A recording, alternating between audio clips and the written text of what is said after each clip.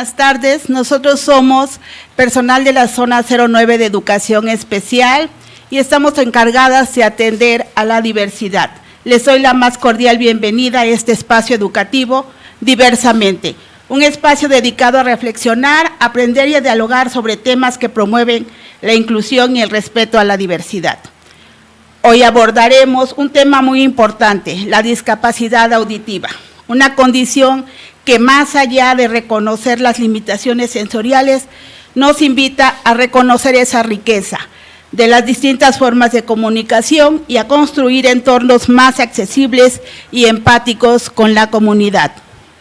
Para conversar sobre este tema, tengo el gusto de presentar a una profesional en educación especial, con amplia experiencia en la atención educativa a las personas sordas, pero también con una gran disposición para compartir sus conocimientos y estas experiencias que nos van acercando poco a poco a entender la diversidad.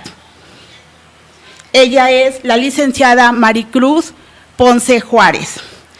A lo largo de este programa estaremos hablando sobre las principales características de la discapacidad auditiva y los retos que se enfrentan en el ámbito educativo y social. Les invitamos a acompañarnos en este espacio donde la educación y la empatía se encuentran. Bienvenida, maestra Maricruz. Muchas gracias, maestra Moni. La verdad, pues antes que nada agradezco el espacio. La verdad es que es una oportunidad que se había buscado años atrás. Sin embargo, por diferentes factores, no se había podido concretar. Sin embargo, pues agradecer al programa, a Shentu, por este espacio, y espero que sea estos minutos que conversemos sean de mucha enseñanza, de aprendizaje, y sobre todo el propósito general se cumpla, ¿no? Que es como la sensibilización, la visibilización de la discapacidad auditiva, y como bien lo mencionabas, este aspecto no es como, el dar a conocerlos no es para minimizar, sino es para maximizar sobre todo los derechos de las personas con discapacidad, y pues en este momento con la oportunidad exclusivamente voy a hablar como de discapacidad auditiva. Sin embargo, pues hablar de discapacidad es un tema muy amplio, pero pues bueno, enfoquémonos hoy en hablar de discapacidad auditiva. Sí, maestra Maricruz, coméntenos qué se entiende por discapacidad auditiva o cómo debemos entender la discapacidad auditiva. Ok, pues en términos de la terminología, la discapacidad es la limitación de la audición. Aquí hay dos situaciones. Por ejemplo, hay una limitación total, que es a partir de hablaríamos de una sordera. Sin embargo, cuando hay un resto auditivo, de acuerdo a los decibeles, cuando hacen audiometrías, es cuando se miden estos decibeles y aquí se determina una pérdida total de la audición, y estaríamos hablando de una sordera o de una hipoacusia cuando hay un resto auditivo. La hipoacusia pues igual se va determinando por media, severa o límite, bueno, está en el límite y hay resto auditivo. Sin embargo, pues forma parte de la determinación de la discapacidad auditiva, la sordera y la hipoacusia. De acuerdo a esta gravedad, ¿cómo se podrían clasificar o cómo se clasifican estas pérdidas auditivas? Sí, como te comentaba, ahora sí que hay dos vertientes, que es la sordera, que no hay ningún resto auditivo, y la hipoacusia. En esta hipoacusia, por ejemplo, cuando una persona es hipoacúsica, a lo mejor con un aparato auditivo se elimina, es como los lentes. Cuando hablamos, por ejemplo, muchas veces piensan que la discapacidad visual es toda aquella persona que utiliza anteojos, sin embargo no lo es, ¿no? Tiene una limitación visual, sí, pero cuando se aplica esta parte de un anteojo, se corrige. Entonces no hablaríamos ya de una discapacidad, sino de una limitación, ¿no? En la discapacidad auditiva, los dos, bueno, en la hipoacusia se podría a lo mejor, o nos podríamos apoyar de un aparato auditivo. En la sordera, el aparato auditivo tampoco nos es funcional. ¿Cómo sabemos o qué características observamos para decir estamos frente a una pérdida auditiva? Ok, Pues esto se ve como en los primeros, bueno, también podemos como esa parte de la clasificación de la adquisición de la discapacidad, puede ser congénita, puede ser adquirida. Cuando hablamos de una situación congénita, pues es cuando los bebés nacen de una situación, ya hubo una pérdida auditiva dentro de la gestación y nacen con esa pérdida. Sin embargo, un alto porcentaje de discapacidad auditiva es la adquirida. ¿Qué pasa? Que el bebé nace en algún rango, pues, con audiciones normales, sin embargo, en los primeros años de vida se enferma de las vías respiratorias, una infección muy fuerte, la aplicación de antibióticos o un mal tratamiento en una enfermedad respiratoria puede ser la causa de una pérdida auditiva. Aquí cabe mencionar que a partir del 2000, me parece que del 2016, se hace como un énfasis en que se haga el tamiz audiológico a todos los pequeños, bueno, a todos los recién nacidos, precisamente para detectar una discapacidad auditiva a temprana edad. Como va el desarrollo del pequeño, cuando, por ejemplo, nosotros en las escuelas que aplicamos las entrevistas, pues se les pregunta cómo esta parte del desarrollo, a qué edad fue su primera palabra, cómo es que se dieron cuenta. No, los padres nos comentan, por ejemplo, no, es que yo le hablaba y no me hacía caso. Me decía, ay, ya hablará cuando crezca, cuando entra el preescolar, cuando no tiene con quién jugar, por eso no habla. Sin embargo, pues son signos de alarma. ¿Por qué? Porque en las primeras, nosotros adquirimos el lenguaje hablando, ¿no? Y al no escuchar, pues esta parte de, pues no escucho sonido, no escucho que me hablan, no me escucho qué me están diciendo, es cuando podemos empezar a detectar en tempranas edades. Ya cuando, pues a lo mejor hay una situación que son poslocutivos, ¿qué quiere decir la poslocución? Es cuando adquieren el lenguaje, que en los primeros años adquirieron el lenguaje, 3, 6 años, y alguna enfermedad, como les comentaba, o algún accidente, algo que haya pasado en esta pérdida auditiva, nos quita la audición, pero ya tenían el lenguaje adquirido. Entonces hablaríamos como de personas poslocutivas, adquirieron el lenguaje, pero posteriormente, en algún momento, adquirieron la discapacidad auditiva.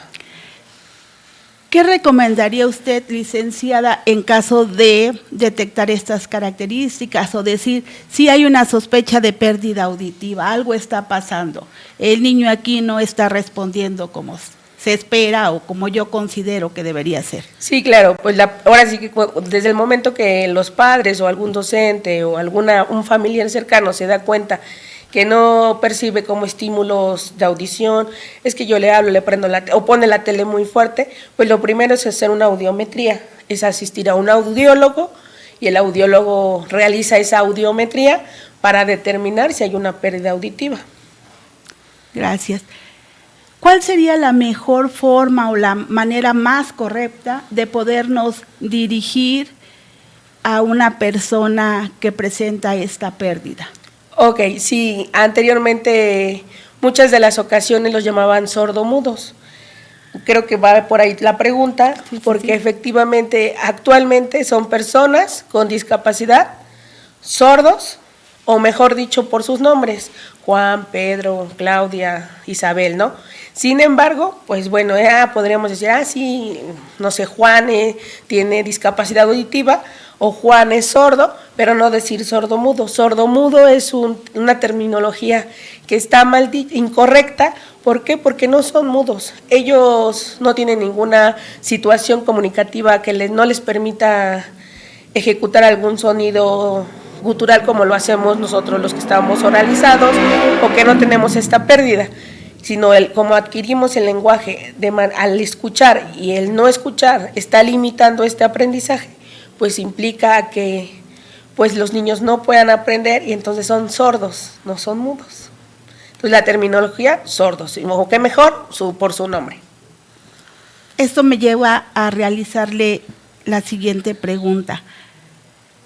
¿Cuál es la barrera o la principal barrera a la que se enfrentan las personas sordas? ¿Y por qué usted considera que sería así? Ok, pues a las barreras a las que se enfrentan pues son muchas. Sin embargo, pues la principal es la comunicación. Esa es la primera barrera, porque al no haber un código comunicativo de manera oral, no saben expresar sus necesidades, sus intereses, su forma de pensar, sus sentimientos. Entonces, pues la primera barrera es la comunicativa. Sin embargo, pues también se enfrentan como a barreras ideológicas, como por ejemplo, como es una discapacidad que no se ve. Yo recuerdo a una madre de familia que siempre decía, es una discapacidad silenciosa. Y yo le preguntaba, ¿por qué silenciosa? Yo de momento decía, pues sí, porque no hablan, ¿verdad? No, ella se refería que pues estamos acostumbrados a hablar de discapacidad cuando vemos a una persona en silla de ruedas, con unas muletas, o una persona invidente con el bastón. Entonces ya, como es muy visible, pues decimos, sí, es discapacidad, ¿no? Sin embargo, cuando vemos a una persona que a nivel físico no se le ve esa pérdida, no se le ve una limitación, pues también puede pasar inapercibido, ¿no? Muchas veces a las personas con sordera pues las tratan de groseros, porque no saludan, porque se pasan derecho cuando les hablan. Entonces, no es que no le quieran hablar a la gente, sino es que como no escuchan, pues no pueden responder a ese saludo. O cuando les piden por la calle que luego, oiga, una dirección, pues no te puedo ayudar porque yo no me sé comunicar de manera oral, ¿no? Entonces, pues a las barreras se enfrentan a muchas, la ideológica, que es como esta parte de, pero si se ve bien, no tiene nada, ¿no? Pues esta limitación auditiva, pues se limita como a la participación de muchas cosas, ¿no? La exclusión en muchos medios, ¿no?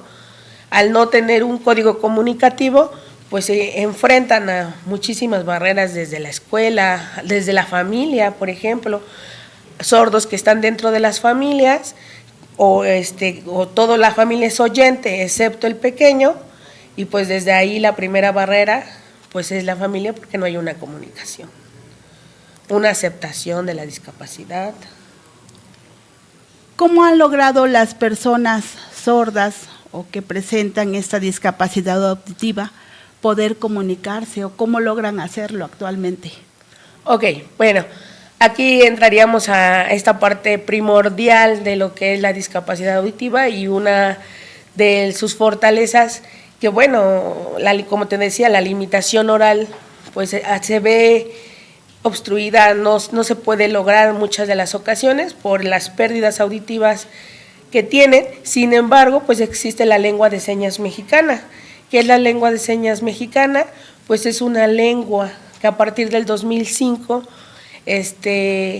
la ponen como la lengua de las personas con discapacidad auditiva, y tiene su propia gramática, su propia cultura, y con ello pues los sordos se comunican. Anteriormente pues hablaba de terapias, querían oralizar a los sordos, ¿no? Cuando pues pasan muchos años, ¿no? Desde la escuela para sordos que funge Benito Juárez, el presidente Benito Juárez es el que inaugura la primera escuela para sordos. Ya se hablaba como de una situación de lengua, pero pues buscaban muchas de las ocasiones oralizar a las personas, o lo que se busca, esta parte de, no sé si habían escuchado hablar de la terapia labiofacial, que leían los labios. Sin embargo, pasaron años, se descubrió esta parte de la lengua de señas. Sin embargo, había español signado. ¿Qué pasaba con eso? Pues se les enseñaba a los sordos a hablar el español, pero con señas, pero siempre era la casa es grande, ¿no? El perro es negro, y cada palabra tenía una seña. Sin embargo, cuando se vuelve una lengua, pues se empieza a ver como esta parte que tiene su propia gramática y no es igual al español, sino como toda esta parte como toda una lengua, así como el inglés, el alemán, tienen su propia gramática, asimismo la LSM. Es algo importante, a veces nos preguntan, o nos dicen, ¿es universal? No, así como el inglés, así como Alemania tiene su propia lengua, así como Portugal habla portugués, así la LSM, pues es la lengua de señas mexicana, está la lengua de señas americana, la lengua de señas española. Entonces, por eso es importante que aquí en México pues se busque esa apropiación, ¿no? Pero sí de una lengua. En México hay otra aparte de la LSM, hay otra lengua que es para las personas que viven en Yucatán, que también tienen una propia lengua de LSM, pero son propia de la región y de la región. comunidad. Así es. ¿Me podría explicar o podría explicarnos específicamente en qué consiste esta lengua de señas mexicana? Ok. La lengua de señas mexicana, pues bueno, está construida por el abecedario, que se podría decir que la dactilología. El abecedario pues empieza con una representación de la configuración de la mano, que como en este momento estoy haciendo, esta sería la A, la B, la C, la D, la E, la F, la G. Etcétera, todo el abecedario tiene su propia configuración. Posterior a la configuración están los ideogramas. ¿Qué son los ideogramas? Por ejemplo, cuando no podríamos pasarnos haciendo pa, por ejemplo, ¿no? Pa, y toda la vida hablar, porque si no sería como si en estos momentos yo me quisiera comunicar con ustedes de M, A, no habría perderíamos esa hilación. Sin embargo, esta representación viene en esta parte de los ideogramas, que tienen, el ideograma tiene elementos, que es la configuración, por ejemplo, que ponía papá, por ejemplo, sería la configuración, la posición sería en esta parte de la barbilla, el movimiento, que son dos movimientos hacia adelante, papá, y eso ya formaría la seña, y eso es a lo que conocemos como ideograma. ¿Podríamos potenciar la comunicación o favorecerla solo con dactilología? No, sería muy complicado, porque te digo, el ejemplo que te ponía es como si en estos momentos yo estaría hablando solo con las letras, ¿no? Y te diría M, O, N, I, C, A. Pues, ¿qué dije? Tendríamos que ir avanzando. ¿Qué dije? Dije Mónica, ¿no? Pero tendríamos que poner mucha atención. Sin embargo, por ejemplo, para nombres, cuando yo me presento, por ejemplo, les voy a poner el ejemplo de mi nombre es... lo hice muy rápido, creo. Más lento, Mari Cruz. Y yo tengo una seña. ¿Quién me puso esa seña? Pues la comunidad sorda. Las personas que de cierta manera, en broma, en chistes, digamos, que nos bautizan, pues tiene que ser la comunidad, ¿no? A mí, en algún momento que yo asistí a la comunidad sorda, pues la seña que me pusieron es esta, configuración M, acá en la ceja y el movimiento hacia afuera. Entonces, cada que hablaban, pues, de mí, o mis alumnos se querían referir hacia mí, pues, por ejemplo, Maricruz dijo que la tarea, ¿no? No sé, Maricruz dejó tarea, ¿no? Entonces ya decían, cuando hacían esa seña, ya sabían que iban a hablar de Maricruz. Hablas de tus alumnos. ¿De qué otra manera se podrían comunicar o qué otras herramientas se pueden utilizar para comunicar aparte de la lengua de señas mexicana? Sí, mira, la verdad es que la LSM, obviamente, cuando igual se la proponen, los propones a la familia, ¿no? A los padres de familia, ya nos traen el diagnóstico, la audiometría y sobre todo, por ejemplo, en hipoacusia severa, en hipoacusia bilateral, que es de los dos oídos, y les propones la LSM, pues la primera barrera es, no, ¿por qué? ¿Por qué la LSM? Si solamente él va a aprender, ¿no? Él solamente lo va a saber. Sí, pero también hablamos, actualmente en el 2005 se habla de un modelo del bilingüismo o bicultural. ¿Qué quiere decir esto? Que la LSM como su lengua natural, por esa situación que no hay una comunicación oral, entonces se pasaría a la LSM, se sustituiría la lengua oral por una lengua natural que es la LSM y el español escrito. O sea, cuando nosotros le decimos a los papás es que tenemos que aprender el LSM o el pequeño va a aprender el LSM, pues sí se asustan, ¿no? ¿Por qué? Porque ellos, la primera, dicen no, porque solamente él lo va a saber, yo no lo conozco. Sí, es una realidad, ¿no? La sociedad también no está lista tampoco pues ya cuántos aquí hablamos LSM, ¿no? O cuántos nos sabemos comunicar en LSM, o tenemos palabras básicas como las normas de cortesía, aunque sea hola, buenos días, buenas tardes, gracias, ¿no? Somos muy pocos, ¿no? Entonces, sin embargo, pues ya se les habla como de este modelo donde se ve esta oportunidad de aprender dos lenguas, como primera lengua, su lengua natural, que sería la LSM, y su segunda lengua, que es el español escrito. O sea, no nos olvidamos del español, pero el español se aprende de manera escrita. Y también esto a lo mejor facilitaría en algún momento que un sordo, pues llega a un servicio público, por ejemplo, un banco, se me viene a la mente, y no, en el banco no saben hablar LSM, o no hay quien lo apoye. Bueno, vengo a escribe, ¿no? Requiero un depósito, ¿no? Entonces, si nosotros le enseñamos a escribir en español, pues él también sería otra herramienta para poderse comunicar. Aquí la barrera a la que nos enfrentamos, que al no tener como pues la audición, como les decía en un principio, sobre la adquisición de la lengua oral o el español en este momento que nosotros hablamos, pues sí, a veces hay errores gramaticales de nuestra propia lengua. Entonces sí es necesario enseñarles las dos lenguas, la LSM y el español escrito.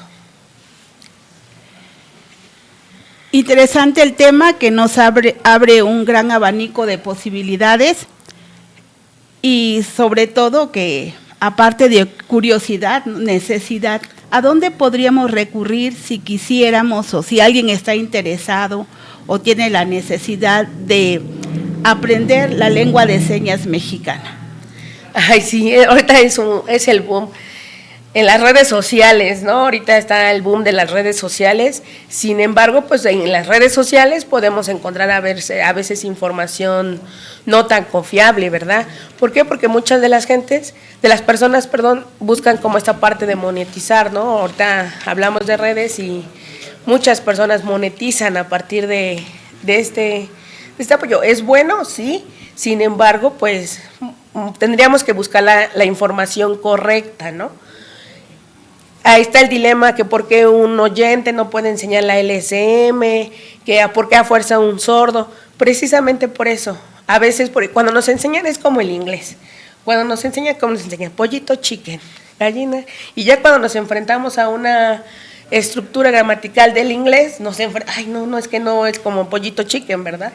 Así pasa lo mismo con la LSM y con el español, ¿no? Entonces, ¿qué mejor aprenderíamos? ¿Cómo aprenderíamos mejor el inglés?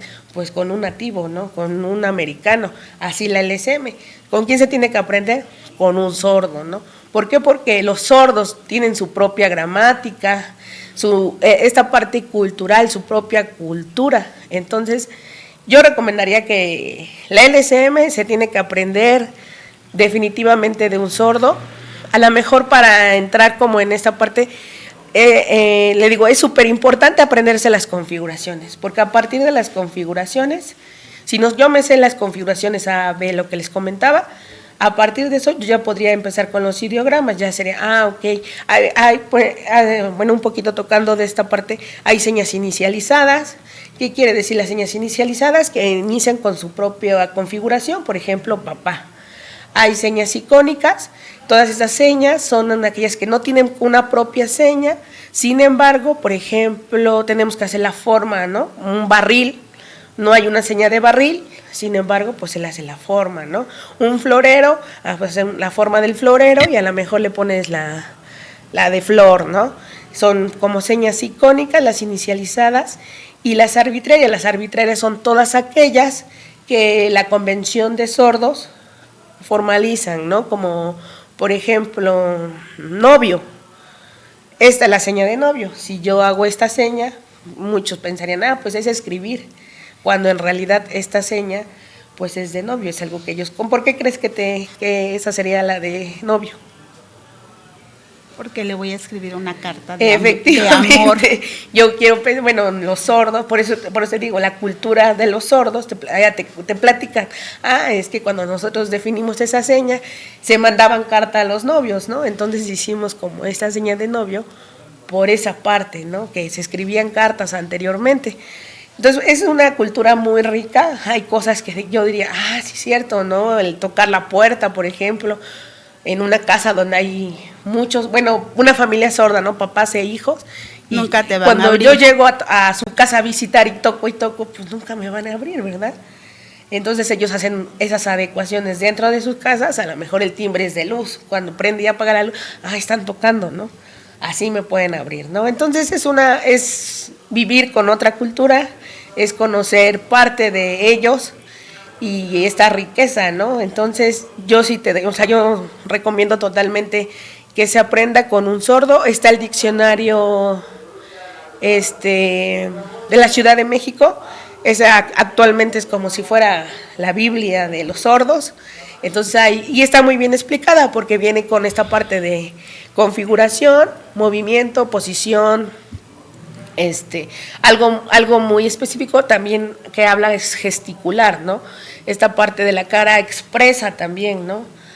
Hay expresiones, no puedo decir, estoy triste, alegre, perdón, y tener mi cara así, ¿no? No, sino estoy alegre y hacer esta parte de la gesticulación, ¿no? Entonces, por eso sí es importante que se aprenda pues con los sordos, ¿no? O en una comunidad sorda.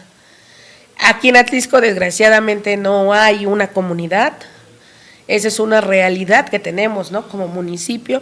Sin embargo, pues, perdón, hay que trabajar bajo eso, ¿no? En Puebla está la Comisión de los Sordos del Estado de Puebla, que ellos son los que ofrecen cursos, de momento se reúnen en el Parque del Arte. Está la Comunidad Sorda del Carmen, que también hay misa, me parece, a las 12 del día, los días domingos, donde hacen la misa en señas, hay catecismo en LSM. Entonces es importante, está la comunidad del deporte, que son de atletismo, hay equipo de fútbol de sordas, de femenino y masculino. Entonces creo que hay pues oportunidades, ¿no? Aquí en Atlisco pues falta como esa parte, ¿no? De fomentar esa participación. Sin duda necesitamos acercarnos a la comunidad sorda para conocerla más, para conocer su identidad, para poder también apoyar y enriquecernos como sociedad. No basta solo la buena disposición, creo que también tenemos que llegar a esta parte de la formación. Hemos llegado al final de este programa educativo dedicado a la discapacidad auditiva. Agradezco profundamente tu valiosa participación, Mari, y por compartirnos todo tu conocimiento, toda tu experiencia. De igual manera, agradecemos a todos ustedes por acompañarnos y ser parte de este espacio de aprendizaje y conciencia. Se despide Mónica Heredia Carrión y les esperamos en nuestra próxima emisión educativa. Buenas tardes.